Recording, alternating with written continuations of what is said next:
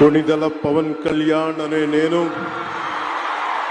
శాసనం ద్వారా నిర్మితమైన భారత రాజ్యాంగం పట్ల కొణిదెల పవన్ కళ్యాణ్ అనే నేను అనే మాట వినడానికి 10 సంవత్సరాలుగా ఎదురు చూశారు.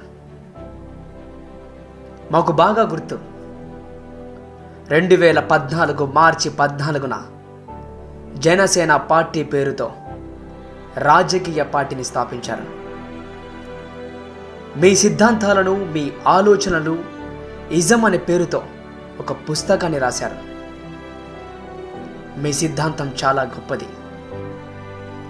ఈరోజు మెగాస్టార్, పవర్ స్టార్ అభిమానులకు పండుగ రోజు. ఎప్పటికీ మరిచిపోలేని ఒక తీపి జ్ఞాపకం ఇది. 10 సంవత్సరాలుగా అధికారం ఉన్నా లేకున్నా ప్రజలతోనే ఉన్నారు.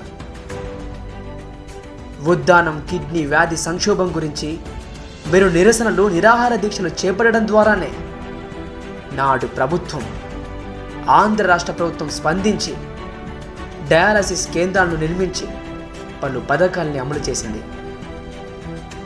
ఎంతోమంది భవన నిర్మాణ కార్మికుల గురించి బహిరంగ సభలో వారు మద్దతు పలికారు. కరువు పీడిత ప్రాంతాల్లో రాయలసీమ నుంచి వలస వెళ్ళిన, ఆత్మహత్య చేసుకున్న రైతులకు మీ సొంత డబ్బులు ఇచ్చారు. 2020 ఫిబ్రవరి 12న కర్నూల్లో దారుణంగా అత్యాచారానికి గురైన 15 ఏళ్ల బాలిక సుగాలి ప్రీతికి న్యాయం జరగాలని కర్నూల్లో ర్యాలీ చేశారు. ఈ ఘటన సెంట్రల్ బ్యూరో ఆఫ్ ఇన్వెస్టిగేషన్ విచారణ జరిపించాలని డిమాండ్ చేశారు. భవన నిర్మాణ కార్మికులకు మద్దతుగా విశాఖపట్నంలో లాంగ్ మార్చ్ కూడా చేశారు. మీరు ఒక గేమ్ చేంజర్.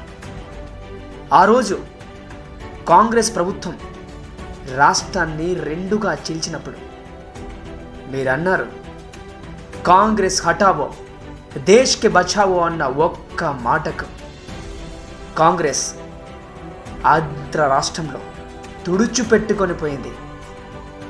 మీ మాట ఒక శాసనం అని ఆ రోజు మాకు అర్థం కాలేదు. ఆ తర్వాత మొట్టమొదటిగా అధికారంలోకి వచ్చిన తెలుగుదేశం పార్టీ తప్పులు చేస్తే మీరు కరాఖండిగా వ్యతిరేకించారు. ఆ రోజు కూడా మీరు మీ నోటితో శాసనంగా మళ్ళీ అన్నారు, తెలుగుదేశం పార్టీ తొక్కితే కాళ్ళ కింద నిలబడేయాలని అన్నారు. అదే జరిగింది. మరలా కొత్త ప్రభుత్వం వచ్చింది. వచ్చిన ప్రభుత్వం ఏం చేసిందో అందరికీ తెలుసు. అప్పులు తప్ప అభివృద్ధి లేని రాష్ట్రం చేసి దిశా నిర్దేశం లేని ఒక బీహార్ స్టేట్లా చేసినప్పుడు మళ్ళీ నువ్వే వచ్చావు. అధికారం కోసం తహతహలాడలేదు. అనుభవం ఉన్న వ్యక్తిని ముందు ఉంచుకొని నరేంద్ర మోడీతో సమావేశమై భారతీయ జనతా పార్టీని, తెలుగుదేశం పార్టీని ఒక పొత్తుగా పెట్టి ప్రభుత్వ వ్యతిరేక ఓటుని చీల్చకుండా ఎత్తులకు పై ఎత్తులు వేస్తూ ఒక మంచి ప్రభుత్వాన్ని మీరు ముందు ఉంచారు. రాష్ట్ర అభివృద్ధికి మంది నాంది పలికారు. రాబోయే రోజుల్లో ఆంధ్ర రాష్ట్ర స్థితిగతులు మారబోతున్నాయి అనడంలో ఎటువంటి ఆశ్చర్యమే లేదు. ఆ రోజు తెలంగాణ రాష్ట్ర నాయకులు చూసిన వారు అవహేళన చేసి మాట్లాడేవారు. ఇప్పుడు అందరూ ముక్కు నోరు వేసుకొని చూసే సమయం వచ్చింది.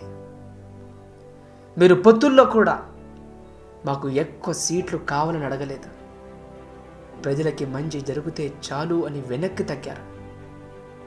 అనుభవం ఉన్న చంద్రబాబు నాయుడిని మీరు ముందుంచారు. మీ ఆలోచన తీరు ఒక మహా అద్భుతం.